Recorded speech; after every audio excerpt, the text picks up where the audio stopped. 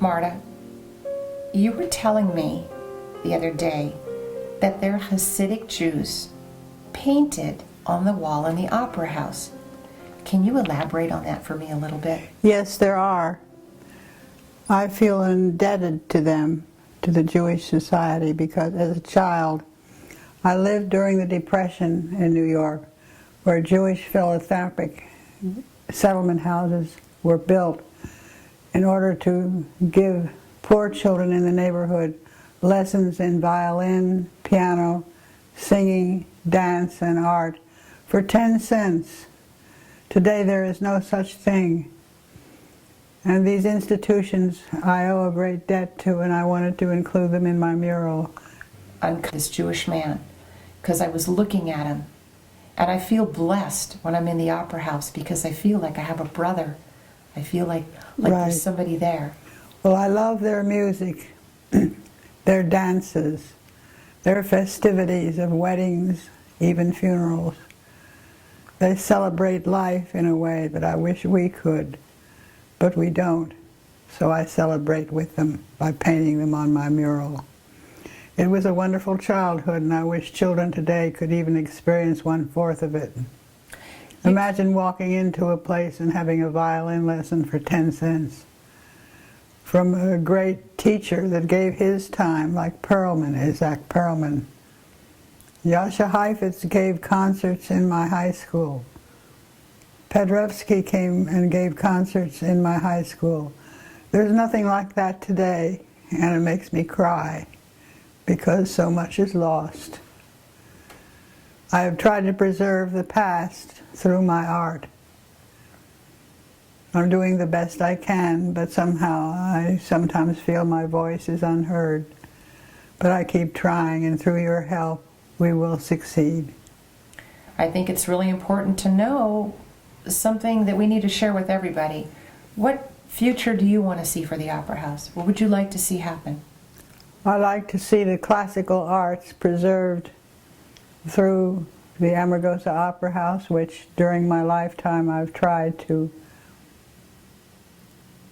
nurture the classics through my art by creating new stage productions based on the classics through my art.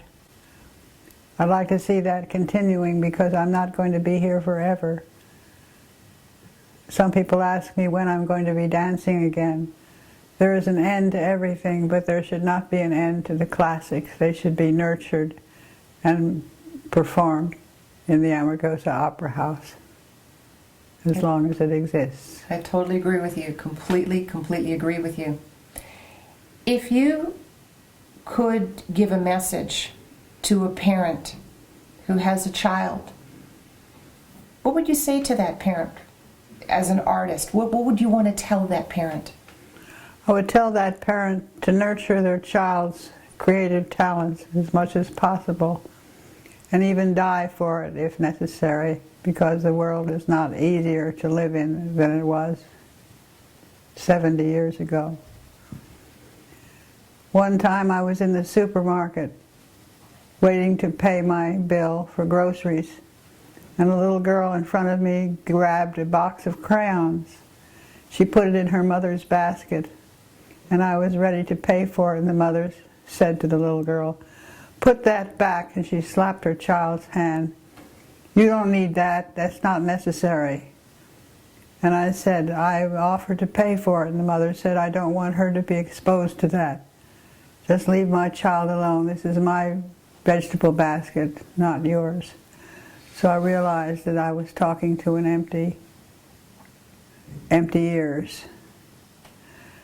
And I urge parents not to be like that, because if their child has an expression they want to express in a medium such as crayons or pencil or watercolors, encourage it, because without art in our life, there's no soul.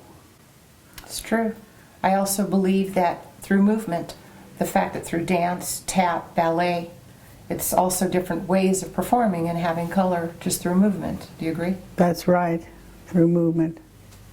Well, I love to paint in trompe-l'oeil style, and I've painted in many of the rooms. It's my dream to paint in all of the rooms, but time runs out. In the dining room, there's a staircase going up to another level, and several people have fallen down trying to step up on this staircase. Wow. I hope we don't end up with a lawsuit. Now I think if somebody's trying to climb a wall, I think it'd be kind of interesting to see Yeah. what they do when they do it. We can't fall very far. No. I have a question for you. I've worked in the opera house now performing, and I keep thinking that I know every character, and deep down inside I keep learning something new.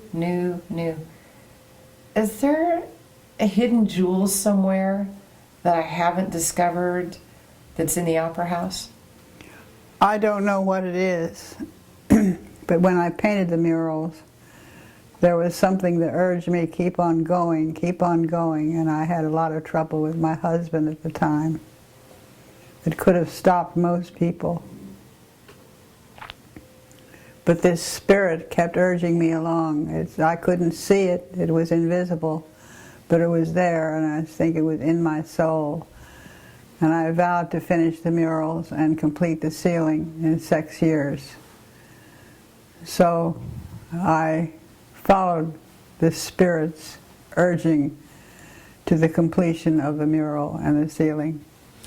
From what time to what time did you paint? Like you woke up in the morning, or did you paint the evening? Did you paint? When did you paint? I painted mostly in the evening. I was concentrating on my dancing in the daytime. But in the evening, my husband was gone, working at the local bordello as a bartender. And I would climb the scaffold and begin painting in the most glorious years of my life. I played Baroque music during that time, and even climbed down the scaffolding to change the record, because all we had were records in those days. And it was an experience that will remain with me for the rest of my life. Glorious 6 years of creativity. Past 2 months, 3 months, really coming out and working and being a part of this opera house, believe me, I've been bit by it. It's a great bite, and I don't ever want to get let go. I love it. Well, I've been bit by it before I even started the murals. Those walls spoke to me and said, paint on me, use my stage, use me for all you're worth, and I have. In the beginning, people would say I was crazy, or there was something wrong with my mind. There's nothing wrong with your mind if you pursue a dream. More people should do that. And now, with this recession, it's more important than ever to pursue your dream, which I hope they will. Is there something in the opera house that has not been painted that you wish you could have painted? No. Okay, there's like an opera or something where you think, oh, I'm sorry I didn't paint this or put this in there. There was Madame Butterfly that was in there, and she was ruined by a drunk teenage driver that drove into the opera house 2 winters ago and ruined the wall. I'm unable physically to paint her back again. This is a crazy question. Would you want anybody else to paint in that opera house, or no? No, it's my child. Okay. I wouldn't mind some repairs if necessary. Mm-hmm. And in the dining room, I definitely would encourage repairs. I know how to do it. I just have to show them what to do. Okay. Well, I'll do everything in my power to make sure that nobody paints or touches those walls in the opera house. And I'll do everything in my power to make sure that anything that goes up on stage or anything that's going to be performed is completely approved by you. There are no surprises. Maybe a couple of films when we have movie nights. But as far as the performing, you're aware of everything that's going on in the opera house. Of course I am. Of course. Yeah. Just because I've had a fall and ended up in the hospital a couple of months ago doesn't mean I don't have it up here. I do, very much so. In fact, more so than ever. Yeah, absolutely. What do you look forward to doing, Marta? When we're getting you back on your feet, you're starting to walk? I look forward to getting back into my house, going upstairs and finishing my completion of some small paintings I'm doing. Very small. I have lovely frames to go with them. Mm-hmm. What I've done is a small painting of 2 fortune tellers. Oh, nice. Another small painting of a kiosk in New York that sells magazines and papers by the subway. Another small painting I want to do of two chess players in Washington Square. And then another one I want to do of Miss Witherspoon's singing recital. They're small paintings, 5 by 7. Right. And I enjoy doing them because they're done quickly and I can go on to the next subject. Do you remember the pretzel woman? Oh, I've got to do her. You have to do the pretzel woman. Yes. Yeah. In the hospital, you were having these amazing visions of the pretzel woman. And Yeah, she sold those soft white ones. Mm-hmm. Yeah. For 5 cents, I think. In those days, you could eat lunch for 5 cents, and egg cream. Have you been in New York at that time? I was there in the 70s, yeah. Yeah, I think some of those things still exist. They do. Yeah, they're a little more expensive. Yeah, like chestnuts. 10 cents. Oh, they're probably up. In the garment district, they had sweet potatoes for sale at lunchtime, and the garment workers would come out and buy sweet potatoes soaked in butter, which was a good lunch. It's for quite sufficient. Sure. And hot dogs. The one thing about New York is the smell. Yes. And the smell of food and everything. And the chestnuts, the roasted chestnuts. Mm-hmm. I miss that, and I also miss being able to walk everywhere. Out here you have to have a car to go a mile. Yeah. Back in New York you could walk a mile easily. Here in Amargosa, where have you walked? Have you walked Everywhere. Everywhere. With my cat Goldstein. Mm-hmm. We'd walk down to where the old mill used to be. I miss that. I miss walking down to the hotel. I'm looking forward to walking again, and we must have a walking practice soon. So if you'd like to say to your group of fans something, maybe now's a good time to do it. We'll keep coming to the Amargosa Opera House and see Sandy Scheller's show, inspired by the characters from my mural. She is helping to keep my dream alive. Come to Death Valley Junction and experience the painted rooms in the hotel and the wonderful cafe that we have and the murals in the Opera House. Everything is very much alive, and I intend on coming back to perform again. So just be patient. Don't let me down.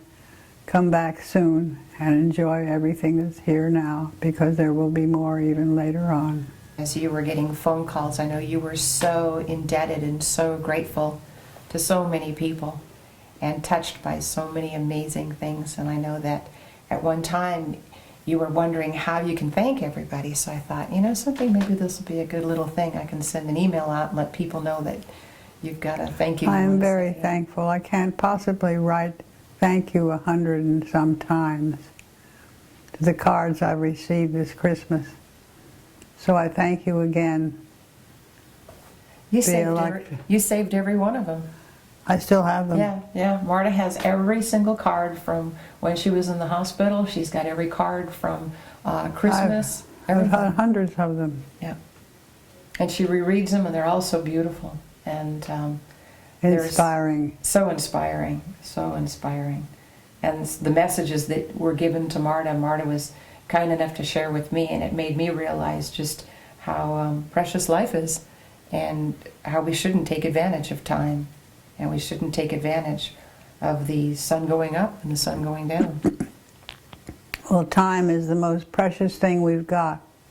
We can't replace it. We can't go to the bank and borrow it.